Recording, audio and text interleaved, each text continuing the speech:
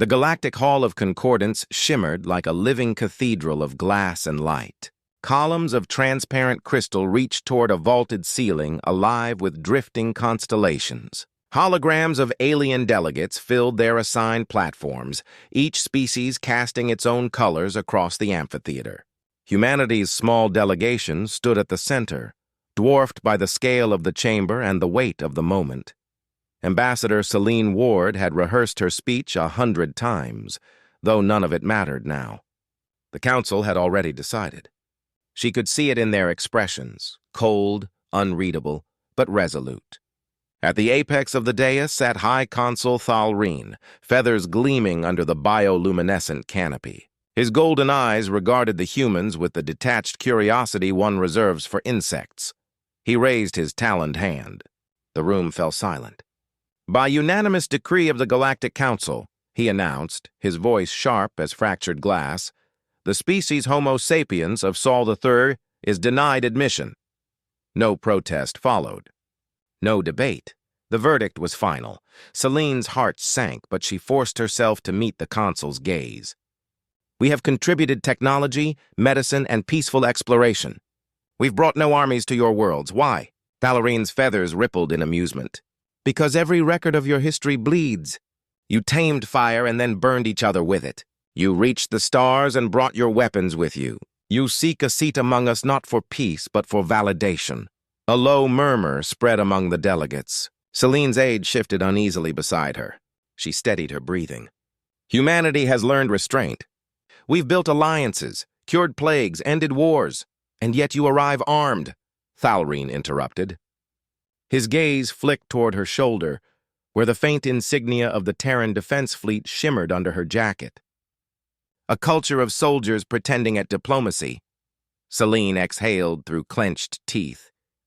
You fear us because we remind you of what you once were. Gasps fluttered through the chamber. Thalreen's wings flexed, but he smiled. Fear? He leaned forward. No, Ambassador. We remember what violence costs. We will not let another fire loose among the stars. The final gavel strike echoed through the hall like thunder.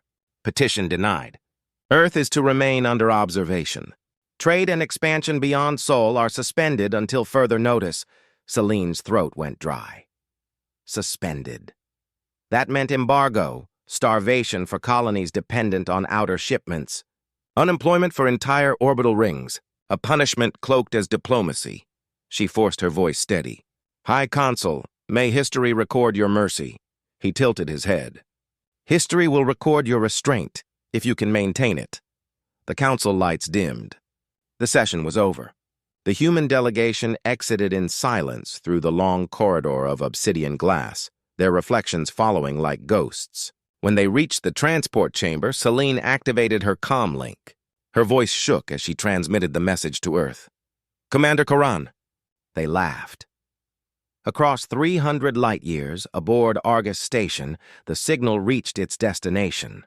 Commander Elias Corran stood at the viewport overlooking Earth's pale arc. The planet hung silent beneath the defensive grid, a web of orbiting cannons and shield nodes glowing faint blue against the dark. Around him, the command deck hummed with restrained tension. Officers watched as Celine's recorded message replayed on the holoscreen. When it ended, no one spoke. Corran's jaw flexed. Laughed, he repeated quietly as if tasting the word. The crew exchanged glances. Everyone knew what that tone meant. Admiral Hayes appeared beside him, the gray in his hair catching the screen's glow. They won't stop there, he said. Intelligence confirmed a mobilization order from Arethus. Their fleets are moving toward Helios Prime. Containment protocol, Corran muttered. They're not denying us. They're caging us. He turned to the tactical display. Red triangles marked alien fleets closing in on the colonies. How many? 487 vessels confirmed. Possibly more hidden under diplomatic routes. Corran exhaled, his breath fogging faintly in the cold air. And our readiness? 60% of the 7th Fleet is docked at Titan, the rest scattered. We weren't expecting open hostility. Hostility? Corran's voice hardened. This is extermination under bureaucracy. The Admiral nodded grimly. Orders from the Senate are to hold position. They still hope for negotiation. Corin stared at him. Negotiation died in that hall. Silence pressed between them, broken only by the hum of the reactors beneath their feet. Finally, Corin spoke. "Patch me through to Strategic Command." Moments later, the Senate's holographic chamber materialized around him, a ring of faces, pale and tired, floating in digital light. Corin saluted. "Commanders, the Council's verdict is clear. They'll strike first. If we wait, we lose Helios, Sirius, and half our colonies." Senator Linfold raised a hand. "We cannot risk open war, Commander. You know what's at stake." "Yes, sir. Everything." A murmur rippled through the holograms. Linfold leaned forward. "Your job is to defend, not provoke." "With respect, sir," Corin said evenly. "Defense won't matter when their fleets arrive. We've been preparing for this since the Sirius conflict. The Helios grid is operational. Let me use it." The Senate fell silent. Then Linfold shook his head. "Earth cannot be the aggressor. You will stand down until further instruction." The holograms faded. Corin's fists clenched at his sides. The hum of the deck seemed to grow louder, as if the station itself shared his anger. Lieutenant Aria Voss approached cautiously. "Sir, orders?" He looked at her. "Begin silent mobilization. No transmissions, no declarations. I want the 7th Fleet at full readiness within 12 hours. Her eyes widened. "That would violate direct Senate?" "I know what it violates." His gaze shifted back to the stars. "But if they reach Helios, there'll be nothing left to protect." Voss hesitated, then nodded. "Understood." As she left to relay the commands, Corin remained alone with the view. The Earth glowed faintly below, peaceful, unsuspecting. For a moment, he remembered standing on its surface years ago. His daughter chasing fireflies in the dusk, her laughter bright against the summer air. He had promised her that by the time she was grown, humanity would belong among the stars. Now they were being told to crawl back into the dirt. He whispered to the planet below, "They think we're children. Let's show them what growing up looks like." Behind him, the tactical grid flared to life. Across the Terran system, dormant warships powered up one by one. The quiet hum of engines replaced the silence of humiliation. Admiral Hayes returned, his expression unreadable. "You're sure about this?" Corin's eyes didn't leave the window. "Completely." "Then may God help us all," Hayes said softly. "God already did," Corin replied. "He gave us fire." In the void between stars, Terran vessels began to move. Scout frigates slid from orbit, their drives silent under stealth protocols. Drones blinked out of Titan's shadow, carrying encrypted orders sealed under Corin's authority. Earth's heartbeat had changed. On Arethus, High Consul Thalreen watched the first telemetry of human fleet activity. He smiled, wings folding around him like a cloak. "So," he murmured to his aides, "the children have found their matches. Let us see how brightly they burn." Helios Prime grew like an ember in the dark. From the bridge of TCS Valiant, Commander Elias Corin watched the planet's night side crawl beneath them. A lattice of colony lights stitched into basalt plains and glacier-fed canyons. Beneath those lights rested the Helios grid, a buried ring of gravitational capacitors and fusion sinks the Council believed was myth. Most Terrans believed the same. That ignorance was its armor. "Final checks complete," Lieutenant Aria Voss reported. Cool light washed across her features, sharpening the lines of fatigue. "Task Force Dawnfire is on vector to the Arethus corridor. Cloak stable. Our window is 6 minutes before the Council's drift net cycles." "All ships?" Corin asked. "Valiant, Sablekite, Gideon, Ariadne, and 9 stealth corvettes. Spearfall is 10 minutes behind, engines running too hot. They'll reconform once we clear the net." Corin nodded. "Bring us to the threshold." The threshold was a ribbon of fractured space at the edge of the system, an engineered shortcut through the inertial tides. Quantum fusion drives could thread the needle. Anything larger tore itself apart. Humans had learned that lesson with names etched into memorial glass. "Drive spooling," called Helm. A faint tremble ran through the deck. The starfield ahead smeared into a corridor of bent light, then pulled taut like a bowstring. Corin clasped the rail. "On my mark." He let his eyes close for one breath. In the darkness, he heard his daughter's voice again, the way children say impossible things with certainty. "You'll be home for the solstice, right?" He did not make promises anymore. War made liars efficiently. Mark. The universe cracked. A silent flash. A sensation of falling sideways, and the task force leapt. They arrived in the outer debris halo of Erethus, the Council's capital world. The planet shone with banded oceans and silver cloud systems as if polished for ceremony. Above it, steel rings glinted. Shipyards layered upon shipyards, a cathedral of industry in orbit. Thousands of frames hung in scaffolds, engines spine open, armor plates like scales. "Traffic density is extreme," Voss said, eyes flicking left to right. "Drift net active, but their phase timing is sloppy." Confidence factor. 82% we can ride the seam." "Sloppy?" Corin allowed himself a thin smile. "They trust their numbers." He stepped closer to tactical. "Status on Ghostweave?" Ping, the ship's network officer, a wiry woman with a comet tattoo curling behind her ear, tilted her head. "We're inside their ambient chatter, but not the core lattice. Their encryption uses layered glyph recursion with a biosynaptic salt. We can't brute it." "We won't," Corin said. "We'll wear their skin." Ping's grin was quick. "Yes, sir." She launched the mimic swarms, needle drones no bigger than thumbnails, each a programmable impulse. They drifted across the drift net like snow, reading how the field flexed, tasting harmonic residue, then singing those harmonics back. Council sensors saw themselves reflected. Human ships stepped through the seam, each shadow merging with ambient static until the line between object and emptiness blurred, valiant to dawnfire. "Proceed to anchor points." Corin's voice stayed level. "We don't destroy the shipyards yet. We cut their hands first," the task force scattered. Corvettes descended toward the lattice conduits, those spindly threads that fed power and telemetry to the rings.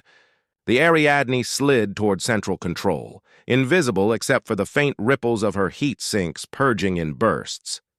"Ping," Corin said. "Give me the gate." Gate meant the Council's primary coordination spine, a relay where command traffic converged before fanning out to shipyards and fleet packs. "Take the spine and you turned fleets into headless limbs." "We'll need a seed," Ping said. "Something their system recognizes as sacred." Voss frowned. "We don't have sacred." "We have them," Corin said. "Find a live diplomat link." They hunted. The Council was mid-ceremony. A dozen planetary delegations beamed narratives up and down the spine. Logistics reports, cultural broadcasts, the smug architecture of a ruling class speaking to itself. Buried in the Rotunda channel, ornate, over-permissioned, Ping found an Erethus Hall feed open to all subnets with a privileged flag. She laced it with a microburst of human-crafted glyphs that were not glyphs at all but phoneme shadows, imitations of Avathan speech layered with timing errors that only a living beak would hear. To machines, the shadows looked holy. "We have the spine," Ping whispered, awe creeping in despite herself. "I'm inside their organ." "Don't swim," Corin warned. "Wade, build us bridges, one packet at a time." On the forward display, corridors of data opened, a palace of light and wire. With delicate strokes, Ping cloned identities, replayed heartbeat tokens, and inserted silent relay pedals that bloomed exactly once per command and then folded into null. "First bridge," she said. "We can reroute yard orders. Second bridge gives us their dock clamps. Third, if I push, we own their fusion shutters." "Push," Corin said. Voss's glance was sharp. "Commander, shutters will vent crews into vacuum." "Then don't open them," Corin answered. "Close them. Lock them. We're not here to butcher dock workers. We're here to disarm overlords." Ping nodded, eyes intense. "Bridge is holding. I can lace the shutters with a thermal alarm that forces evacuation into inner rings. After that, locks engage and we hold the shells. Do it." Far below, red strobes flickered along ring corridors. Tiny figures ran along gantries, a snow of emergency pods blooming outward. The shipyard's body flinched. A proximity chime sounded. Helm tensed. 2 patrol cutters vectoring to our volume. No visual, but they smell something. Hold Ghost Weave, Corin said. The cutters slid past. One paused, scanning.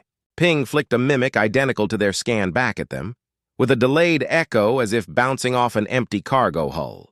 The cutter wobbled, decided boredom, and burned away. Voss released a breath she had not realized she was holding. We can't dance forever. We don't need forever, Corin said. We need 6 minutes. On his mark, corvettes knifed along the conduits, clipping white-hot bursts into power trunks. Not explosive, surgical. Segments went dark and stayed dark because the command lattice told them this was scheduled maintenance ordained by the rotunda. The yards obeyed their own lies. Ping swallowed. I can see their fleet staging cues. They had a wave planned for Helios, 221 warships, mostly cruisers with drone tenders. I can hold their launch orders indefinitely or redirect. Redirect where? Voss asked. Corin considered. The cruel choice was to throw them into the star. The effective choice was to send them nowhere and let the Council wonder why its muscle never arrived. Delay them under a safety inspection, he said. Trigger a full system diagnostic. Every second they argue with forms is a second Helios breathes, a collision alarm chirped.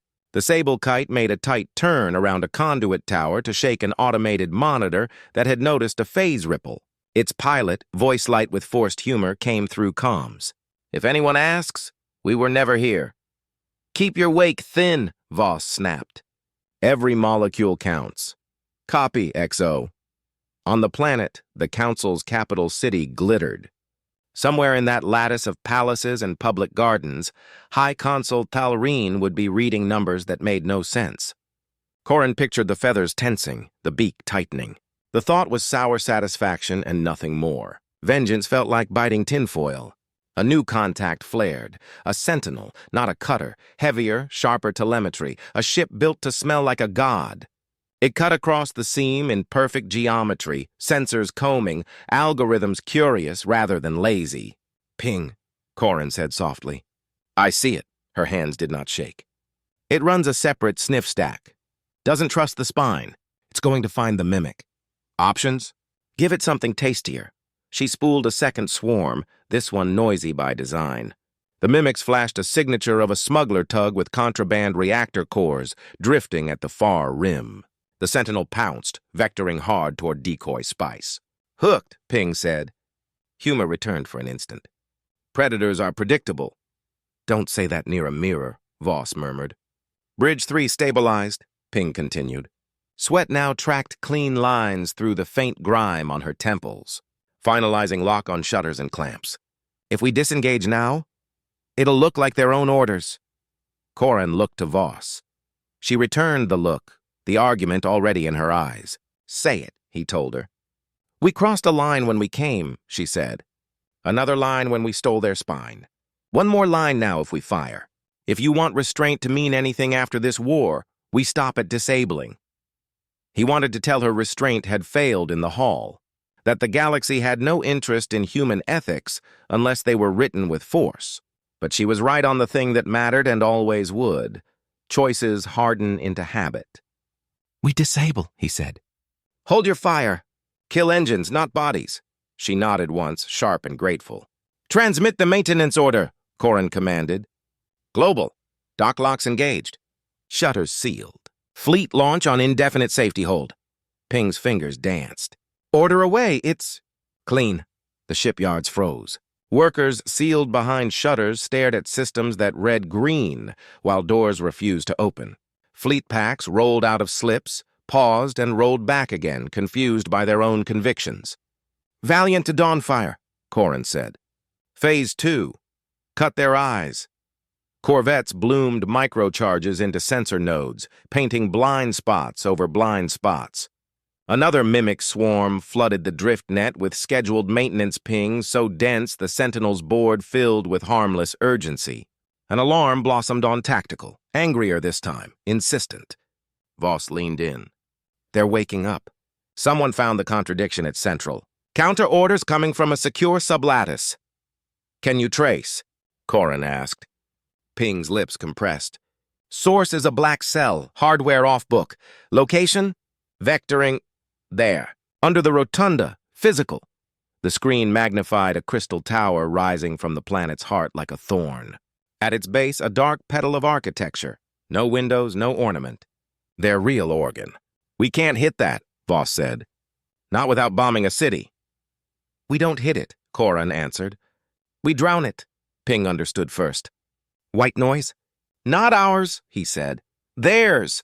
Take their ceremonial broadcast and loop it. Full volume. Fill every buffer." She laughed, a sound like breaking tension. "I can weaponize pomp." Music, bright, ornate, endless, poured into the coordination spine. The black cell tried to shove counter-orders through the same channels and slammed into its own anthem. Buffers swelled, then stalled. For a priceless half-minute, the Council's will choked on ritual. "Now," Corin said. At 100 anchor points, human code whispered final edits. The yard locks became stubborn truths. The fleet queues reset to 0 with an error that required sign-offs from 17 ministries. Devices built to obey authority obeyed paperwork instead. "Status across the ring?" Corin asked. 70% locked, Voss said. 83, 91. "We lost a node at Beta 4. Gideon is patching. "Almost there, 100. The forward display shifted. The shipyards dimmed to maintenance glow. The ring's silhouette, once predatory, now looked like a crown laid aside. Silence settled on the bridge, the deep kind that makes you hear your own pulse. Corin felt none of the triumph he had expected as a young officer. There was only a precise relief, like a splinter removed. "Signal from planetary net," communications said suddenly, disbelief in his voice. "It's a general alert." "I'll put it through." The projection snapped to the Council emblem. A clipped voice cut across languages, crisp with alarm. "Unidentified interference at Erethus orbit. Repeat, hostile signature detected. Human ships have entered the capital system. The Terrans are here." The bridge crew looked to Corin. He straightened. "We withdraw on the seam. Leave the mimics to sing for 10 minutes after we're gone. No pursuit if we can help it. If forced, disable only." Voss's chin lifted. "Aye, sir."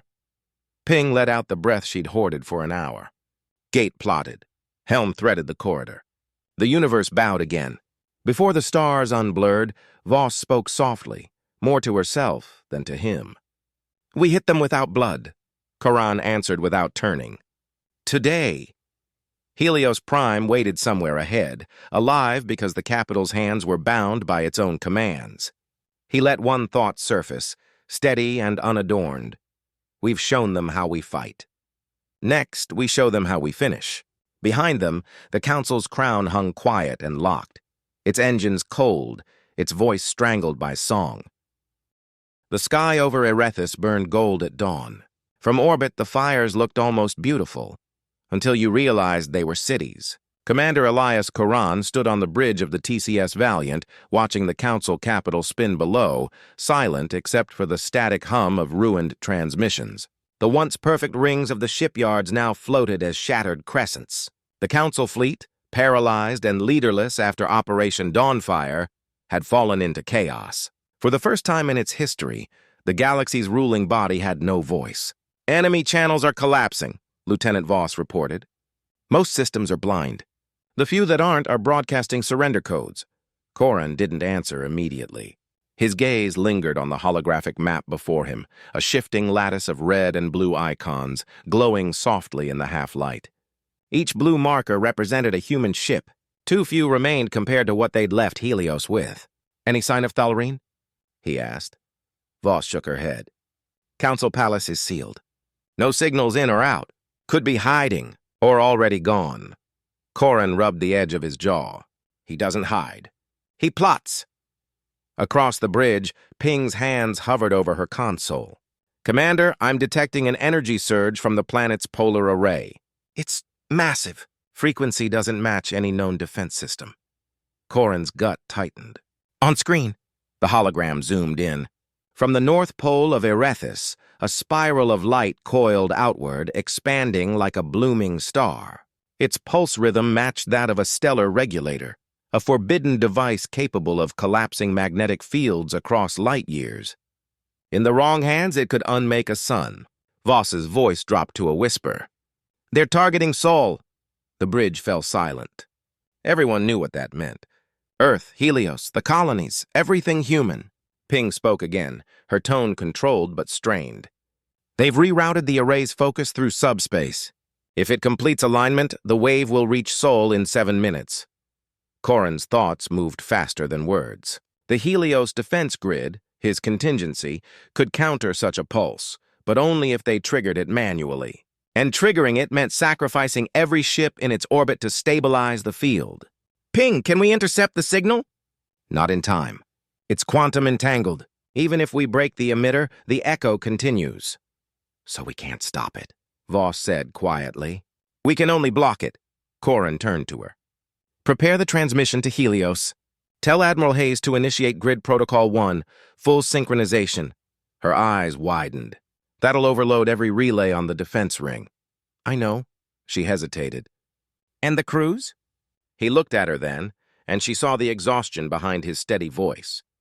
They knew what they built. Ping broke in, voice trembling despite herself. Commander, the Council Palace is transmitting. Direct channel. Priority code, Thalarine's signature. Corran gestured. Open it! The bridge lights dimmed as the high console's image flickered into existence. Taller, thinner now, feathers dull with ash.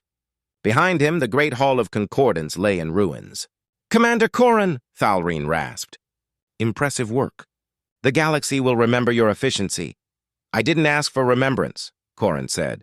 You misunderstand. Thalrine's eyes glowed faintly. You have proven what I feared most, that humans cannot coexist without dominance. You struck not to survive, but to control. That makes you one of us. Corran's hands tightened on the console. You built the array. You aimed it at our home. Thalrine tilted his head.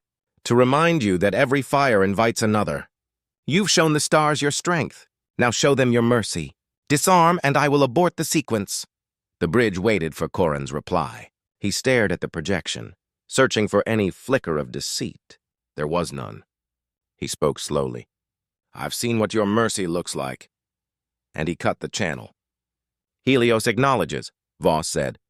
Grid activation in progress. The lights dimmed further as distant energy readings climbed. Somewhere across the void, Earth's defense network flared to life. Ping's display filled with equations. Energy feedback off the charts.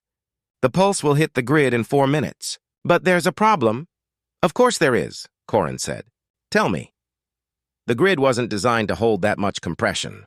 The containment ring will rupture before the pulse dissipates. When it does, the resulting burst will reach Erethus. Corran looked out the viewport at the burning planet below. Then we die together. Voss turned to him sharply. You can't mean that. He met her gaze. If we survive while they die, they'll call it conquest. But if we stand here, holding the line with them, they'll call it balance. Either way, Earth lives. She stepped closer, voice low. You're not saving balance, Elias. You're burying yourself with ghosts. He smiled faintly. That's where ghosts belong. Commander, Ping said. Grid field alignment complete. 3 minutes. He took one last look at his crew. Prepare for overload sequence. Helm, lock orbit. Voss, record this message. To the Council, to Earth, and to whatever comes next. Remember us not for what we destroyed, but for what we refused to lose. Voss hesitated, but nodded. Message recorded.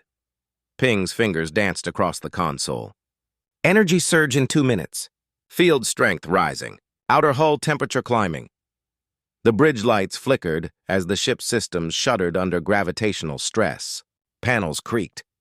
Corran felt the vibration in his bones, a low, steady roar like a heartbeat magnified through metal.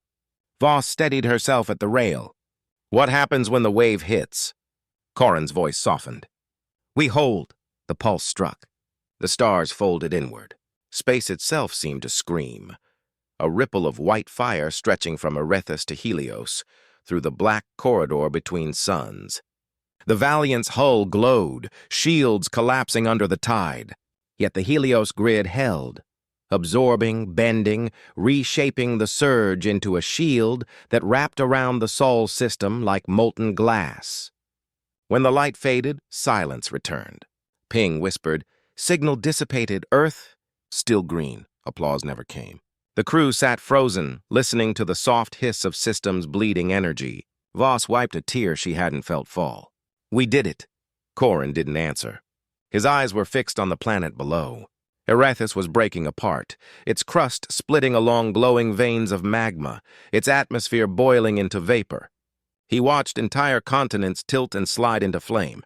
Ping's console flickered red. Gravitational feedback. Planetary collapse imminent. "We need to jump now or we're caught in the pull."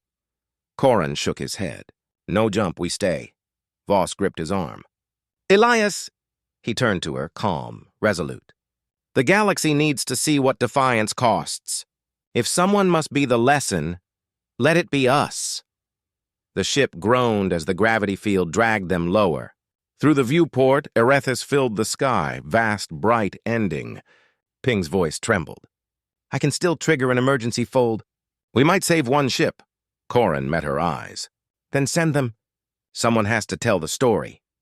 Ping nodded, silent, and transferred the fold sequence to the nearest corvette. A moment later, a blue flash tore through the haze, the last Terran vessel slipping away before the gravity well consumed it. On the bridge, alarms faded one by one until only the hum of failing engines remained. Voss stood beside him, her hand steady on the rail. "Do you think they'll remember?" Corin looked out into the burning clouds. "They'll remember we answered." The planet's core erupted, a silent blossom of light swallowing the horizon.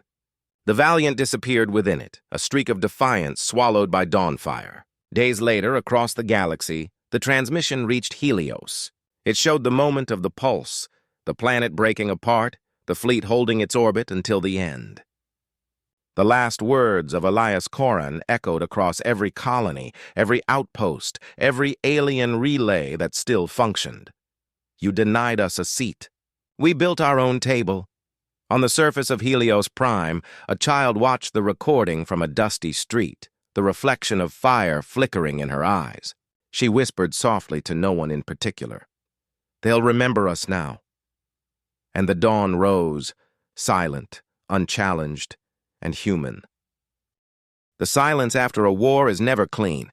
It lingers in metal, in corridors where voices used to echo, in the weight of decisions no one can take back. 3 months after the fall of Erethus, the galaxy had not healed. It had adapted. In the black vault above Helios Prime, a fleet of half-repaired human ships hung motionless, orbiting a world that was now the heart of a newborn order. The old council was ash and data ghosts. Out of the wreckage, the Terran Confederation had called for a summit. Every surviving species, those willing to face humanity again, was invited to the first assembly of the Interstellar Accord. Inside Helios Command, Lieutenant Arya Voss stood before the wide viewport, hands clasped behind her back. The sunlight from the twin stars painted long stripes across her uniform. She hadn't slept properly since Erethus. The images haunted her. The last transmission, the white light swallowing the Valiant, Elias Corin's voice fading into static. Behind her, a younger officer entered quietly. "Ma'am, the delegates are arriving." Voss nodded without turning. "And the council chamber?" "Ready. The press grid is live. Public broadcast cleared." "Good," she said. Her tone carried no triumph, only necessity. She walked down the polished corridor, the air filled with faint vibrations from engines and life support systems. Soldiers, technicians, and envoys saluted as she passed, though most looked away quickly. Everyone revered her now, the commander, who had survived Erethus, but reverence had a way of feeling like isolation. The chamber doors opened with a hiss. Where once alien delegates had sneered at humanity's petition, now they stood in uneasy formation around a circular table bearing Earth's crest. The atmosphere was heavy with mixed fear and respect. At the far end stood High Consul Rinvar, a pale-scaled diplomat of the Lyric's Dominion, one of the few council members who had publicly condemned Thalrine's last act. He bowed slightly. "Commander Voss," he said, his tone careful. "We are honored to be guests." "Not guests," Voss replied evenly. "Partners, if we agree on what comes next." The Lyric's consul studied her. "And if we do not?" She met his gaze without flinching. then you remain free. But the days of decrees and embargoes are over. Every world has a choice now. No species speaks for all. A murmur rippled through the hall, some hopeful, others skeptical. Voss stepped closer to the central dais, where a holographic projection of the galaxy flickered. Red markers still glowed where conflict lingered, pirate remnants, exiled fleets, desperate colonies scavenging for power.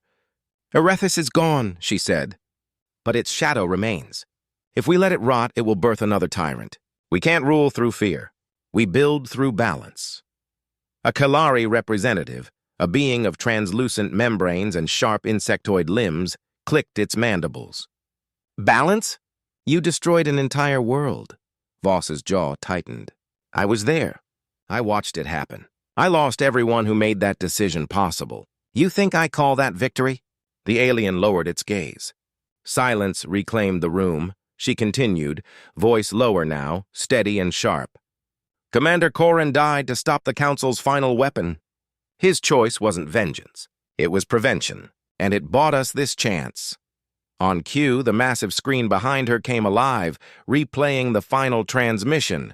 Koran's last words, "You denied us a seat. We built our own table." The hall fell completely quiet. After the broadcast ended, Voss deactivated the projection. "That table now stands here," she said.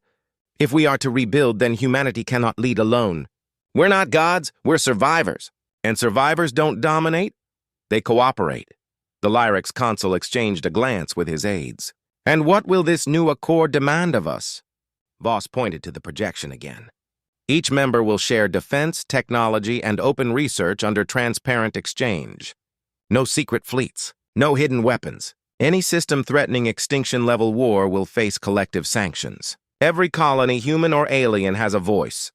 A rough, gravelly voice broke the pause. It came from Torgal, a hulking Marok envoy whose species had fought humanity during the Sirius conflict. "You expect us to trust you?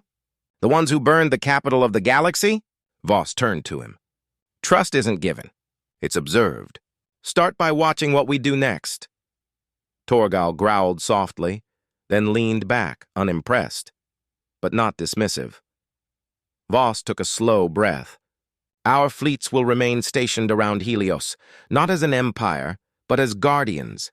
The weapons Koran built will never be used again. The Helios grid is being dismantled under joint supervision. If any species feels threatened by humanity's strength, I invite your engineers to witness it firsthand." That statement drew murmurs again. Surprise, disbelief. For a civilization born in secrecy, dismantling its shield was nearly heretical. Rinvar finally spoke. "And if you are attacked while you are defenseless?" Voss's eyes softened. "Then I trust that we'll have allies by then." The words lingered longer than she expected. When the meeting ended hours later, the new accord was not yet a treaty, but the seed was planted. Delegates signed a provisional charter establishing shared communication grids and interspecies relief networks. Humanity had gone from exile to anchor. As the hall emptied, Voss stood alone by the viewport. Helios glowed below, wrapped in faint auroras from the dismantled grid's remnants. Ping's voice came softly from behind her. "It's strange seeing the stars quiet again." Voss smiled faintly. "Quiet doesn't mean peace. It just means the guns are reloading somewhere else." Ping stepped beside her. "You could have kept control. Nobody would have stopped you." "Control isn't what we fought for," Voss said. "Respect was. The difference matters." They watched the slow drift of ship silhouettes against the blue-white horizon. After a moment, Ping asked quietly, "Do you ever think about him? Every day?" Voss reached into her pocket and pulled out a small charred insignia, the crest from the Valiant, recovered from orbital debris weeks earlier. The edges were scorched, the metal warped, but the engraving remained visible. Fortis ex ignis, strength from fire. Ping touched it reverently. "You think he'd be proud of what you're building?" Voss turned the piece over in her palm. "He'd probably argue with half my decisions," she said, a flicker of warmth in her voice. "But yes, I think he'd be proud that we're still building." A chime interrupted them. An officer appeared at the doorway. Ma'am, the first supply convoy to the Larix frontier is ready for departure. They request your authorization. Granted, she said. Tell them to fly under the new Accord emblem. The officer saluted and left. As the footsteps faded, Ping glanced back at the stars. Do you ever wonder if the galaxy will forgive us? Voss's gaze stayed fixed on the horizon. Maybe forgiveness isn't the point. Maybe it's just remembering and doing better next time. Outside, the convoy ships ignited their drives, streaking away like threads of light across the void. Weeks later, in the quiet of the reconstructed orbital archive, a recording from the Erethus ruins arrived, an automated probe's final message before its systems failed. It contained a fragment of Koran's voice preserved in static. If you're hearing this, then humanity still stands. Don't chase peace through obedience. Build it through courage. Voss listened alone, then placed the recording into the Hall of Memory beside the New Accord's charter. She looked up at the engraved plaque above the entrance. Newly installed that morning. From fire. We begin again. The light through the chamber's glass ceiling caught the letters, turning them into lines of gold. Outside, Helios Prime rotated slowly, its surface alive with construction. New settlements, shared academies, hybrid research stations. The galaxy was wounded, but breathing. Voss closed her eyes briefly. You earned your seat, Commander, she whispered. Now let's make it worth the price. And with that, she walked toward the council chamber, ready to face a universe finally listening.